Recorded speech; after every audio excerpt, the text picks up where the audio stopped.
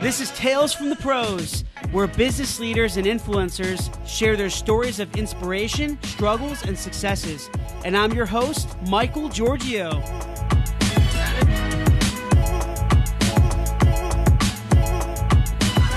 Hey everyone, welcome to Tales from the Pros. And this is Michael Giorgio, your host and co-founder of Imaginovation.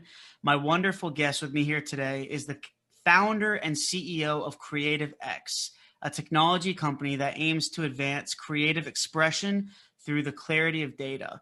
CreativeX technology is used globally by Fortune 500 brands like Unilever, Mondelez, Heineken, ABI, and much more to measure creative efficiency, consistency, and impact across all creatives worldwide.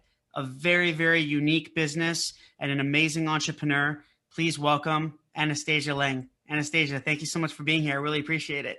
Thank you. That's quite an intro. I feel like I've really been hyped up. I hope I can live up to that.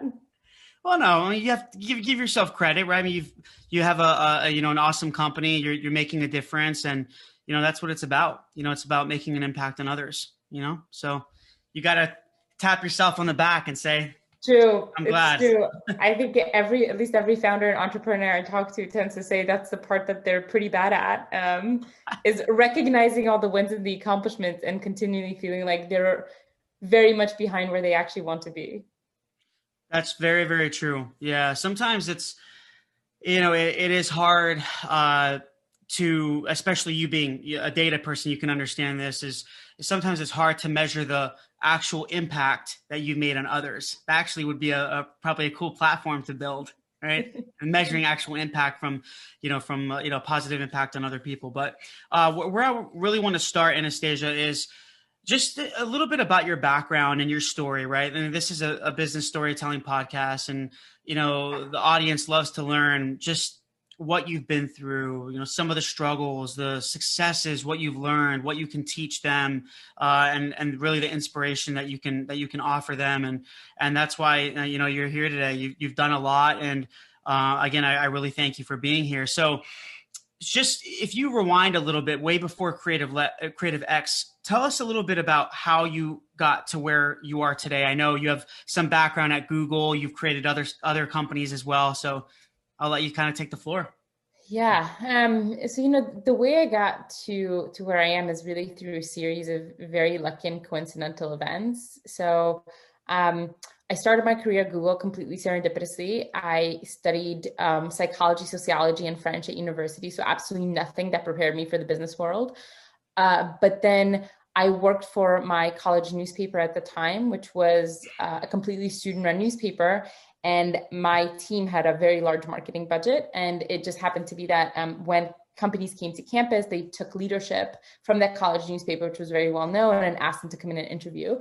So I got very lucky, got a job at Google, spent a number of years really working on very cutting edge and early technology at Google. So I found myself always gravitating to the kinds of projects where the first of something had to be done. So I really like things without a blueprint, without a precedent, that I could figure out my own. And once it came to kind of, okay, let's sort of rinse and repeat, I'd find myself gravitating to the next early stage thing. But inevitably, I did various jobs at Google for 5 years, left to start an e-commerce business because I just felt I needed that risk and that adventure. That business was not a success. It was actually a complete disaster. So I learned a lot through that. But through the ashes of that e-commerce business, which was called Hatch, came what eventually became CreativeX, through basically, sort of sheer hustle and ability to give up.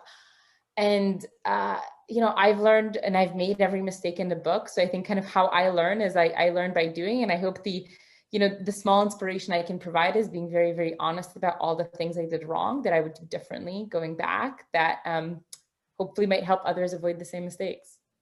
And, it's funny you say that, because a lot of people that I know, it's sometimes hard to talk about those failures and those challenges, those struggles that we've been through. And some people think, they have this, this mindset as, oh, it makes me look weak. And that's not true. I mean, it's called being a human being. It's, I mean, it really is. I think, it's very important to show that humanity. And I think people can relate to you more, and resonate with you more and trust you more. And your credibility just increases and rises. And I think it just makes you that stronger of a leader. I think it's that Yeah. simple, And absolutely, I wholeheartedly agree. I think for me, one of the things that I found very difficult, which is why I'm on this like, mission to talk about the failures and the things we did wrong, is because when I was in the process of failing, it felt very lonely. And I would talk to all of my founder friends at the time, and I would ask them how their companies were going. And they would say things like, "Oh, it's amazing and everything's going great."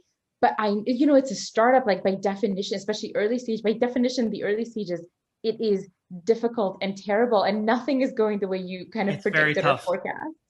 Yeah. So I just found it was so lonely, because no one was actually, because, and I understand to some extent, everyone sees everyone else as a route to a potential investor or a client or a journalist. So there's this need to put on, your game face all the time. And I just got so exhausted by that. And I really didn't want to be one of those people who kind of faked it. And so I unilaterally went on this mission of talking about, here are all the things that are going wrong, and here are all the things that, may be going wrong for you. And maybe we can kind of bond over it and learn from it together. So definitely a big believer in sharing those. That's awesome. I love it. I love it. So, now fast forwarding, now you're at CreativeX, and you've been running and building this company for how many years now? How long has it been? For a little over 5 years. Yeah. Okay. Awesome. That's great. Making it past those first few years is really tough. I Yes, think it there's is. there's a statistic. They're all so different, but I'm not going to quote it. But I think it's something like between 90 to 95% failure rate between the first 1 to 3 years, something like that. It's pretty high. Yeah. So just making it past that is very rewarding in itself. And and like I said before, I think you should recognize yourself and be proud to get through that. If it was that easy, everybody would be doing it. So that's Yeah. what I always say. I've been through it. We've had our startup and doing it for a long time, and it's very, very tough. So I can completely resonate and understand. But with CreativeX, right? So did you see a missing piece or like a gray area in the market? So I know just with your experience working in these companies and your past, startups and all that, it led you to where you are today, with CreativeX. But what did you see missing in the creative world for you to start this company? What Yeah. happened? How did it really transpire? Yeah, so what had happened was we were trying to make this e-commerce business work, and the business was basically kind of like a glorified Etsy, where we were trying to sell lots of customizable goods, lifestyle goods. And what we found was, we were just we couldn't compete. We couldn't compete on traditional marketing channels. We didn't have the money. But we started noticing that, obviously imagery and video was really important to our conversion path. But at this time, we were this team of predominantly engineers. We skewed very high on the analytical side, and it was driving us insane that we couldn't make more objective decisions about the content that we were using. We couldn't really understand this is what it was about some creative assets that we had that was really working, and others that looked very similar that weren't working. And we made these fact-based decisions about everything except for this the creative, which increasingly was the biggest part of how users were making decisions about whether or not to engage with our product. And so, I remember at that time we had this insight, and it made us very uncomfortable that we couldn't be more objective about it. So we went and looked for tools, and no tools existed, and that was actually the problem. And no tools were out there. We wanted to better understand why our creative was working the way that it was. And so eventually it just got to the space where we're like, we're just going to try and build our own. And it was never meant to be for commercial purposes. It was never meant to be sort of something we saw in the market and we thought, oh, hey, this is a great business opportunity. It was quite literally to save our own tails, right? The business wasn't working. We saw kind of a glimmer of something here, but like, hey, if we could only make this work, maybe there's hope. And so, the early version of the product was a spreadsheet. We put all of the creatives we were using to a spreadsheet. We put a bunch of questions, in all the columns, and then we would answer in a binary way whether those creatives met that criteria, and then use that data to kind of combine it with performance data and look for patterns and trends. And that's what eventually got us to what became CreativeX. But I wish there was this sort of spark of genius, but really it was a spark of an inability to admit defeat and a kind of sheer stubbornness to keep going that got us here. And Anastasia, sometimes that's how it works, right? It's not a one moment or a dream that you had. You're like, oh, I have this idea. Sometimes it transpires from a failure that you had. I use failure very wholeheartedly. I don't, failure is very subjective, right? But in essence, it happens through like a process. Mistakes that you may have made, or your team made, or trauma that you went through in your life or your company, and sometimes that's how these sparks of just like these epiphanies coming into your brain, and you're like, wow, this is something that I think could fulfill a huge need in the market, Yeah. and it's a process. Sometimes it's not just like that instant, right? Yeah. It takes Yeah, time. the crazy thing is we didn't see it either. So we started doing this, and our the business started doing better. Our marketing started to work. We got to profitable unit economics after a customer's very first purchase. So we were starting to see, okay, great, this is working. So we actually went to fundraise for that company. And it took a number of investors digging under the hood and sort of finding this and be like, well, what's this? And how is this curve growing this way? And what are you doing? And we'd explained it. And they were the ones who actually pointed out that this was the much more interesting space. And we, and we'd been trying to fundraise money for Hatch for what felt like an eternity. I mean, I think I'd had over 100 meetings. They were all no's, right? It was a very depressing time. And eventually a couple of investors who looked a bit deeper pointed this out and said to us, hey, if you want to spin this out and build this out, we're really interested in this, sort of what you've been building to try and grow Hatch, and gave us a term sheet for a company that didn't exist. And I went back to the team at that time and I said, hey, here are our options. We can build this new company that we've been building just for ourselves, and we could try and make that. We can continue focusing on Hatch. We had a couple of sort of acquisition opportunities as well. So we could have gotten ourselves out of the startup game for a little bit. And the team was so excited about some of the things we were building around what became CreativeX, and everyone unanimously was like, yeah, no, we want to do that. But even then it took other people pointing it out for us to see it. That's awesome. And I do have a question later that I want to talk a little bit about raising capital and venture funding and all that, but getting a little bit into just the weeds of your business, right, is talking about data and talking about scalability. Like, what does it really mean to scale your creative images and videos at scale, your creative collateral, right? How do you scale that? What does it mean to use that data? Is it more just, and this is just to, give some clarity to the audience about what CreativeX really does, right? The platform, what it really does. Is it more in the sense of, it gives data to understand what a certain image would be used for? Because if you think about it, especially me running my company, and when I talk to my designers and my marketers, sometimes we don't know what image is going to work or what video is going to work, right? So does CreativeX kind of solve that problem a bit? Yeah, so we solve a couple of problems. So predominantly what we see is every organization is reliant on imagery and video much more than it was in the past. But as you've had this huge increase in content production, what's happened is, quality standards have started to slip, brand consistency is taking a hit, even things like, how representative are you when you're featuring people on your content? Like, we say we care about diversity, but do we actually, do we show and not just tell that we care about diversity, right? And so the first part is actually using technology to help streamline everything around quality, consistency, compliance, and representation across every bit of content that you produce. Think of it as like establishing a common language across everyone who creates content on your behalf. So it's like saying, hey, at my brand, this is the minimum bar of creative quality.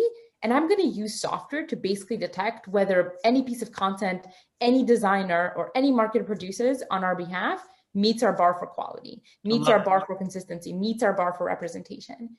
Then what you can do with that is, as you actually start running this content, once you've established like what does quality mean to you, what does consistency mean to you, you start getting performance data back. And it becomes kind of a real-time learning loop around, how is, what are the decisions you've made around what quality means to you? And are those decisions driving business impact? And you can kind of toggle things up or down to say, well, quality means content is branded, or quality means it's very short videos, because people have short attention spans, right? So as you start to make these decisions, there's actually a way to start measuring them so you can continue learning and improving. Got it. That's great. And I guess the actionable insights, the data that you get from the performance, right? That's when it really gets powerful, right? Because then you can start to adapt your marketing, your campaigns accordingly, right? Getting that data, using it to, using it for further action, for next steps. Yeah, so it's funny because when we first started, we thought, hey, the performance part is going to be really powerful. And actually what we find, and again, this has to be looked at through the lens of the brands we work with, which tend to be very large corporations who produce hundreds of thousands of creative assets a year, right? So across thousands of agencies, so their content production processes are very complex. And so the first place where they see value is just being able to kind of get control of that. So they can see, hey, how much of my content is actually even meeting my own standards? And how much money am I spending on that? So one of the first insights we always find, that even before you get into performance, is basically being able to figure out, how much content are you producing that adheres to what you consider to be good? Which of your agencies are making content that does meet those standards versus which of your agencies aren't? And how much money is being spent on content that you don't even think is fundamentally good? So there's sort of a media ROI and efficiency piece right off the bat before you even start to optimize for performance. And the way we think about it is, in some ways, and again, this was a surprising insight to us, that media piece initially and that kind of consistency and quality piece, like that's the spinach that's actually really going to improve the ROI on your media spend. The performance stuff, that's actually the dessert, And so, the performance stuff is often quite sexy to talk about, but actually where we found the most gains for the organization is helping them actually streamline all of their content and get their whole companies to march to the beat of the same drum. And is the platform, is it for you and your company, let's just say, and we'll talk about investors in a few minutes, but do you track your monthly recurring revenue? Is it like, how do you monetize the whole model? Is it a payment, monthly subscriber, or is it yearly, or how does that kind of work? So we work only in annual subscriptions. We don't do anything monthly. So, obviously we track monthly revenue too, but really the numbers that matter for us and the numbers that we're optimizing for, from a pure company point of view, of course, we look at revenue, right? Because that helps indicate the health of the business. But what we really believe in is having a metric that drives us forward, that also drives our customers forward, because then you're really aligned, right? Your value is one and the same. And something that we talk a lot about internally is, how do we build technology that helps our customers create more excellent content, right? And excellent content will mean something different for everyone. And so, but the more we're aligned on that, the more we can build tools and make decisions that, yes, of course, benefit us as a company, but also really benefit our customers, which is why, something like revenue is never kind of a great North Star metric, because it's very one-sided, right? So. Yeah, no, it makes sense. And this is this is me being honest here, right? So it's like, I never had this question, but I had this question now, and I want to ask it. For you, and in your experience, you building this company and everything that you've done, what's considered good content? Like, what's considered good media, good a strong image? Is there so many moving parts, moving pieces to it? Yeah, so I can give you an answer, but it's in some ways, the cop-out answer is, it really depends, right? It depends what market you're in. It depends what platform you're on. It depends what your brand is and what your brand stands for. That's right. But there isn't sort of a silver bullet that's like, hey, if everyone does this. And I remember there was sort of an experiment, I think this was back in the 90s, where I think it was the first time people were trying to kind of use digital creative data to make the perfect ad, and they fed it to a machine. It was sort of the first, I guess, iteration of like the dynamic creative. And they got all this data, and the sort of the system spat out an ad, and it was like an ad with a rainbow and a baby and a monkey, because these are all things that we engage with, but it was actually like a terrible piece of content, right? Right. And so which is why even when we optimize for performance, it has to be done in the lens of like, who is our brand and who are our customers and what do we care about and what are we trying to articulate? But then as you go deeper, you can start to find consistent and reliable best practices based on things like platform, based on things like, is it a brand ad or a direct response ad, right? So, and you can go deeper and deeper and start to optimize. But ultimately, our job as a company is not to paint the whole canvas. It's basically to help you set up a frame and then let you paint within it, right? Because ultimately, good content, our view, will never be done entirely by machines and cannot be done without people's input. So we take very much a kind of a framework-based approach rather than a, hey, like put a dog there, put yellow here, you know, put a hand there, because we don't think that's how creativity works. Yeah. And, you know, I mean, I think, at least in my opinion, I think you did kind of answer my question. You know, I mean, that is true, because, and that's really what I wanted to get at. I think a lot of people think that there's always this blueprint for something, right? Yeah. It's a blueprint of um, starting and scaling a successful business. You know how you see all this crap on Instagram and Facebook, and it's like, oh, I have the blueprint. I know what it takes to start and scale a successful business. And it really depends. It depends. Yeah. It really does. It depends who you're talking to. It depends on your product, your service. It depends on your funding situation. It depends on who you are, how you connect with your audience. And then the list goes on, 100 other bullet points. So it really does depend. But I do like, I love what, at least from the research I've done on you and CreativeX, what you stand for. You know, kind of you're creating this infrastructure, this framework for creatives, and then also adding the human element to it, because that's what it's about too, right? You can't just delete the human person from it. And not a lot. There are some companies trying to do that, but we're always going to be needed, and that's always important. You know. Yes, absolutely, absolutely. I don't think you can do something like creativity without input from people, right? So the way we think about our job is, our job is to help measure things, to help track things. Our goal is once they figure out, hey, this is what our brand stands for, right? How do we enforce that standard across the whole organization to try and drive that consistency? And how do we deliver insights back to all the brilliant people who are working on elevating that brand so they can put those insights on steroids, right? And like really think about, great, like we saw this here, now how do we take this to the next level? Which at least thus far, machines have not really been able to do. Yeah. And it seems like what you guys are also doing is you're improving the culture of these brands that are using the platform too, because when you are creating all this, the media and images, all this creative collateral for your marketing campaigns and all that, you're showing your brand to your audience as well. So you need to also portray who you are as people, who you are as a company. Like you talked about your brand, not just your branding guidelines, but I'm talking about like you said, like, are you telling your story within your videos? Are you doing those kinds of things? Yeah. And that all impacts and reflects your culture, your purpose, who you are. Why are you doing this? Yeah. And that can improve I think just collectively and holistically as a company, that can really help brands and even probably, small businesses who are using your platform. So that's awesome.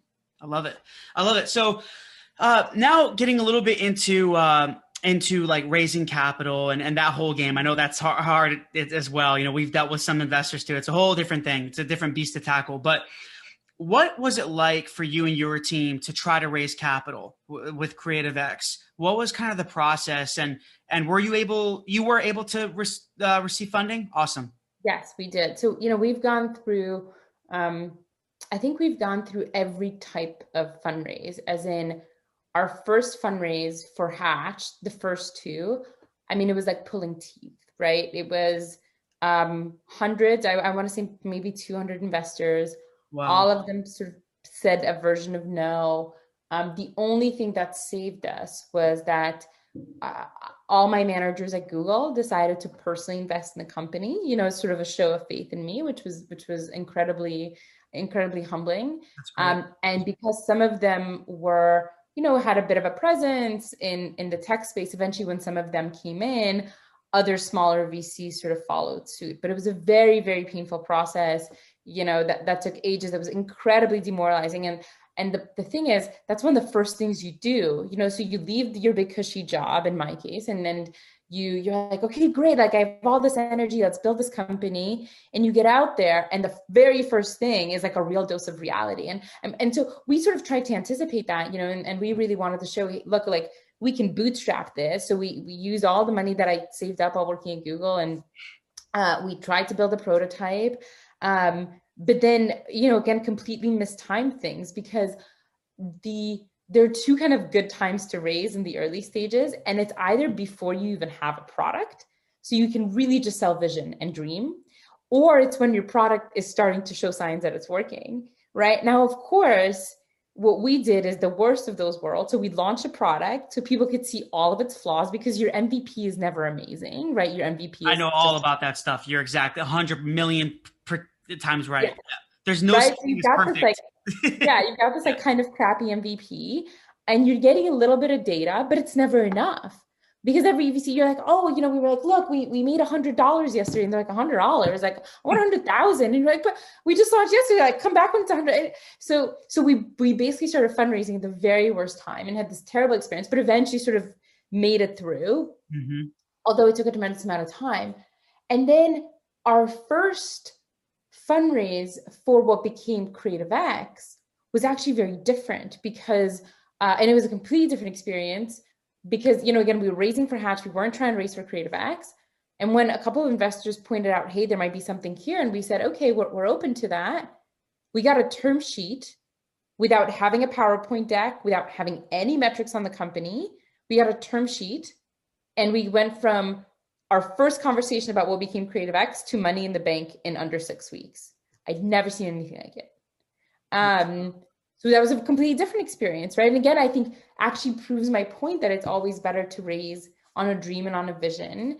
But I found that very difficult, because I'm quite a practical, pragmatic person. So, the more data I have, the more confident I feel. And so that was, is kind of an interesting learning experience for me, but quite a shock for me. And then we've raised our Series A, and we'll be raising our Series B, and we've had experiences in between those as well. So yeah, run the gamut. Yeah. Oh, it's crazy, isn't it? Yeah, I can definitely account for that. I've worked with hundreds of startups the last decade. Just our company building apps for them, different softwares for them, and we get startups sometimes that they just have an idea. They're in the concept phase, and they have this. Sometimes it's a good idea, sometimes it's a bad idea, and I can tell you that from working with them, and sometimes they are looking for VCs and mostly angel investors, or even just family and friend money, and it's very difficult for them without having an actual tangible product where the investors could look at and use and see, and you know what I mean, and see like money actually going into the bank from using these apps. But it's a lot, at least from my experience. You're going to attract more VCs and angels when you have an app that's built. Even if it does have bugs, it's always going to be buggy.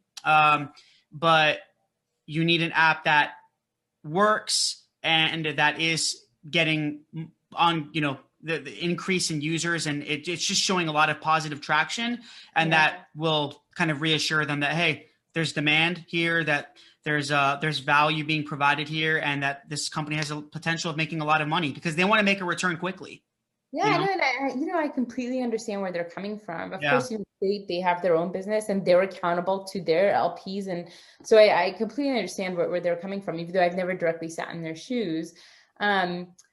But one of the things I tried to become quite good at and quite attuned to is, investors ask a lot of questions, and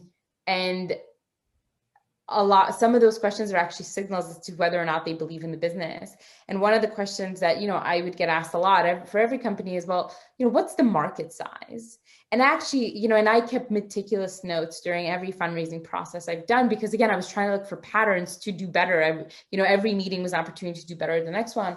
And one of the patterns I spotted was basically, again, this is not statistically significant, just an observation, is that if an investor asked you how big the market size was, they didn't believe in the product.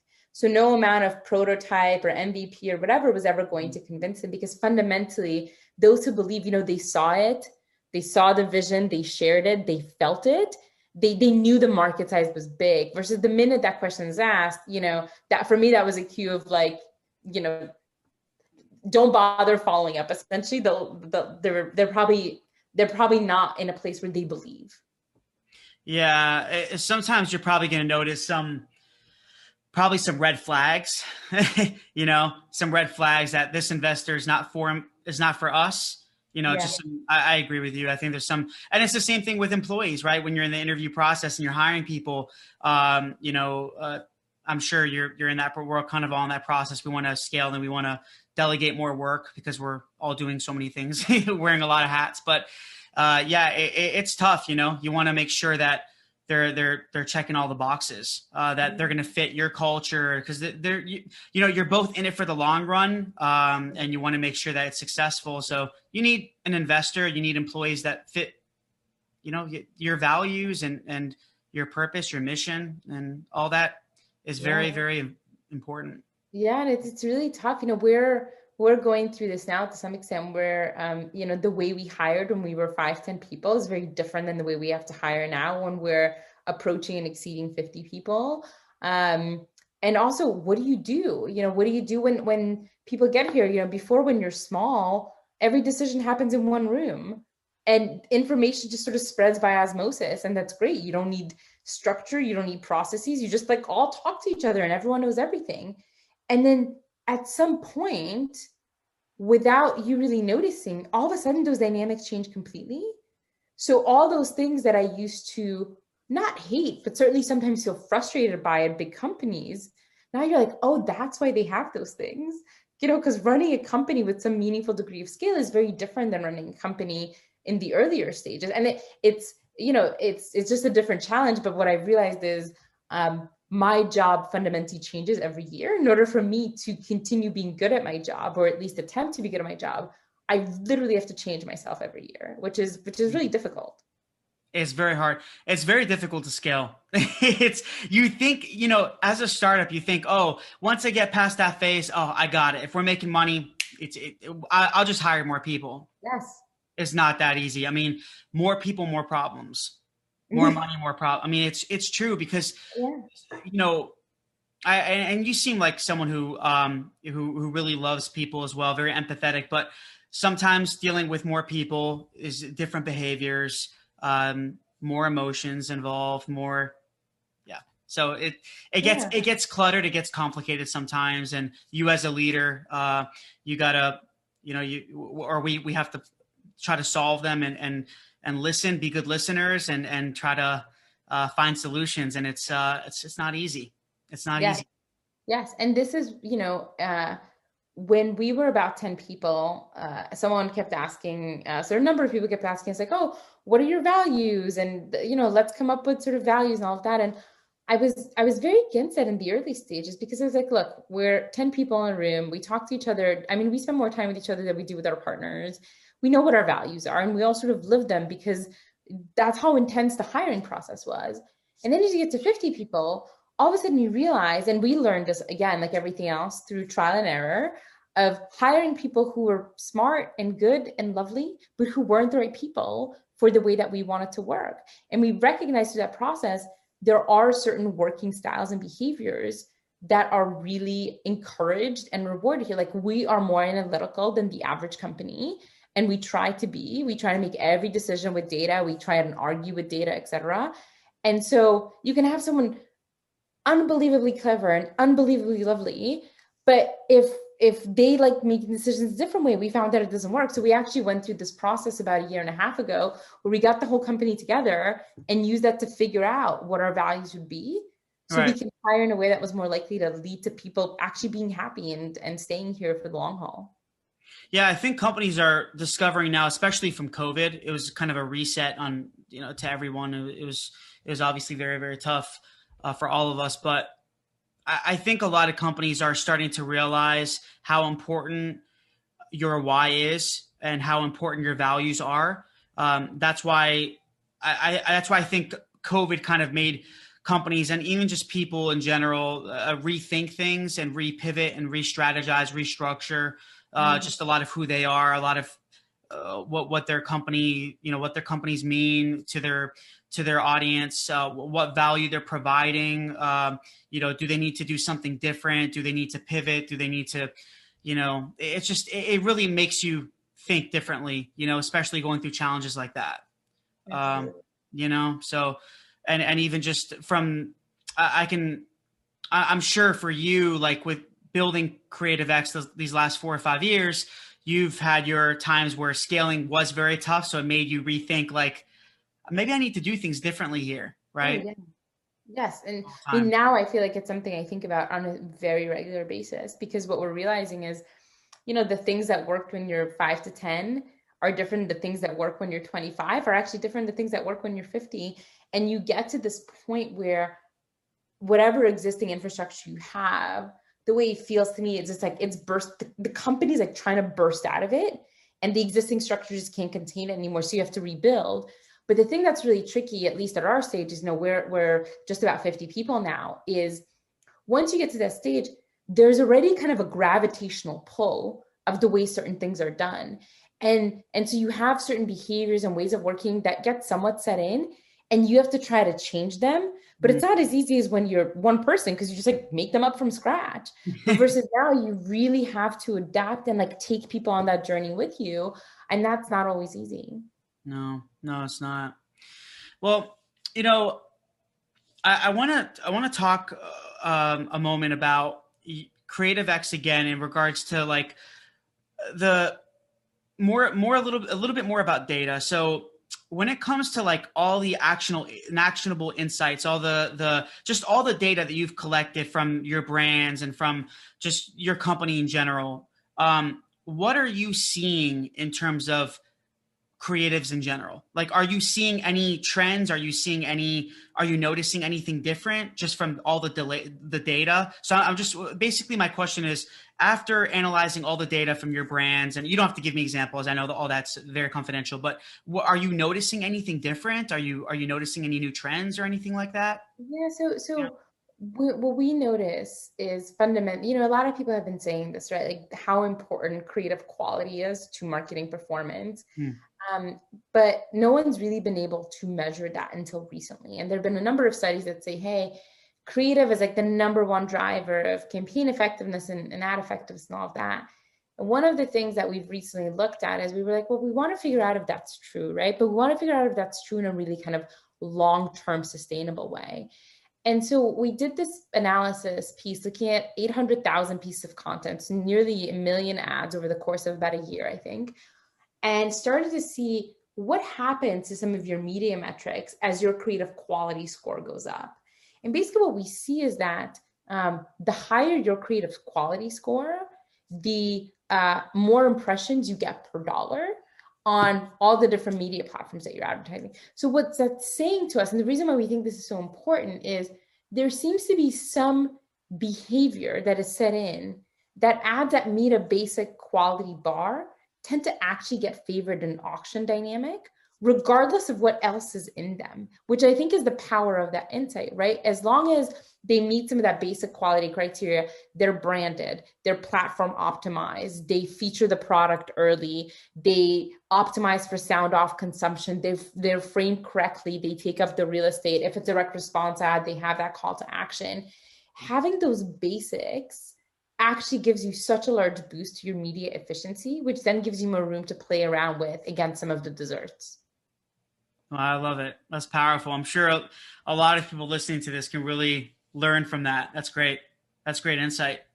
Yeah, I love it. I absolutely love it. And Anastasia, like, what are your thoughts, just as an entrepreneur? Everything that you've learned through just your experiences, struggles, failures, successes, what are your thoughts and, even advice, I can call it that, of how to succeed as an entrepreneur? And I know we're all always learning. We're always going to be students, right? But what have you learned that you could share with others in terms of just being a good entrepreneur and succeeding, at least in your opinion, your mind? So,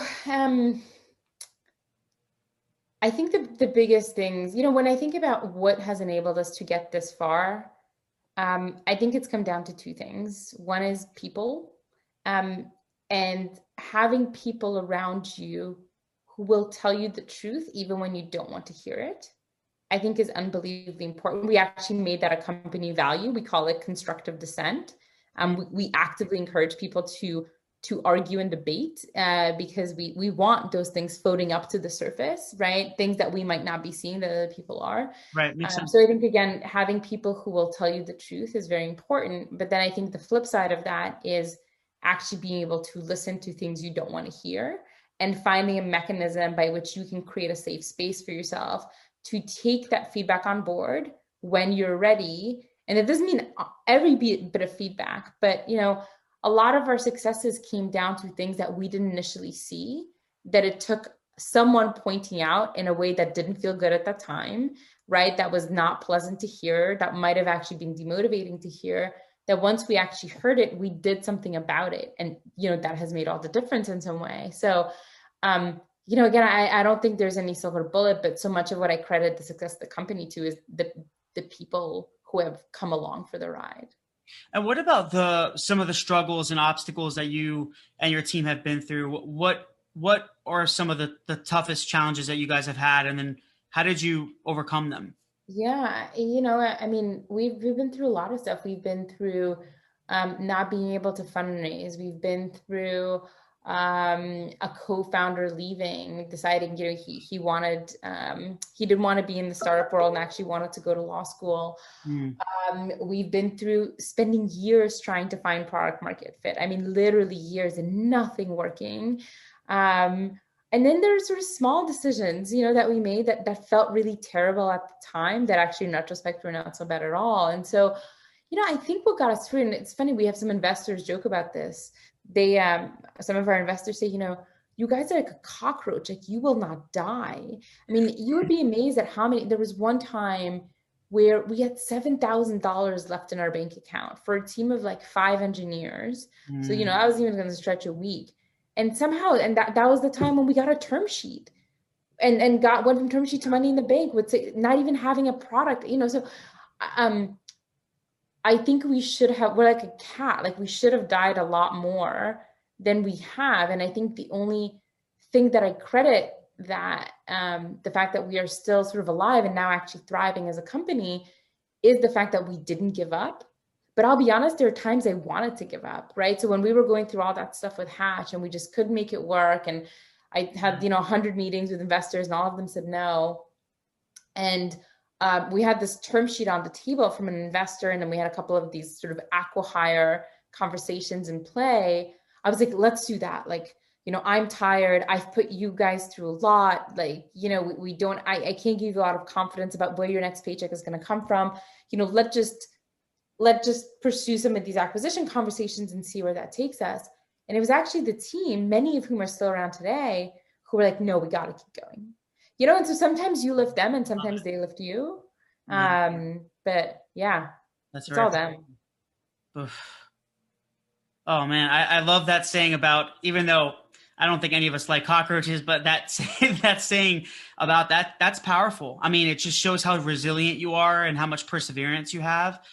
That's very powerful stuff, Anastasia. I think you guys are going to do very, very well. I believe in you, and you guys have an amazing platform, and you're making a difference. And I mean, I can tell you just from understanding SaaS businesses and SaaS products, and I feel like you're very different. And I haven't seen a product much anything like what CreativeX is like. So, that itself is awesome. You're differentiated, you're in your own niche, you're making a difference, and just keep it going. And just keep moving forward. That's all we can do, right? Just keep moving forward. Yeah, one foot the in best front ways of the we know other. how. Yeah, and sometimes you take a step forward, then again, like the cliche goes, that means you take 2 steps back, but eventually you catch up. That's true. No, you're right. That's exactly right. So last question I have here is, since this is a storytelling podcast, I ask this to every single interviewee is, what's one word, just one word that defines your story? So it could be your life, your career, anything. I'll let you choose. But one word that defines your story. I'm going to cheat a little bit and use the word, which is actually the meaning of my name. So my name is Anastasia, and the meaning of that name is resurrection. And that, I think, is my story. It is a constant reinvention of who I am, what I need to do, and how do I need to do it. And I think that is what has helped us get through the failures. Wow. That's amazing. I love it. Yeah, I haven't had that one before. Oh, good. Great. Sometimes I get similar, I'll get some of the same ones, but that's okay. But no, I love it. That's great. That's also very powerful. So I really appreciate that. So where can everyone find you? Where's social links, website? Yeah, so creativex.com, the word creative and the letter X at the end. And then LinkedIn, I'm starting to be more active, but certainly respond to everything. And obviously just reach out to me on email. I'm an inbox zero person, so I will read it and I usually respond. So yeah, it's just my first name, Anastasia at creativex.com.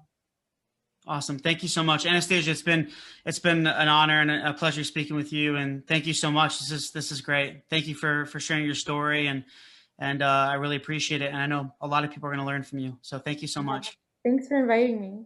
Absolutely. My pleasure. Well, thank you everyone for listening. And this is Michael Giorgio, your host from Tales from the Pros. And until next time, thank you guys.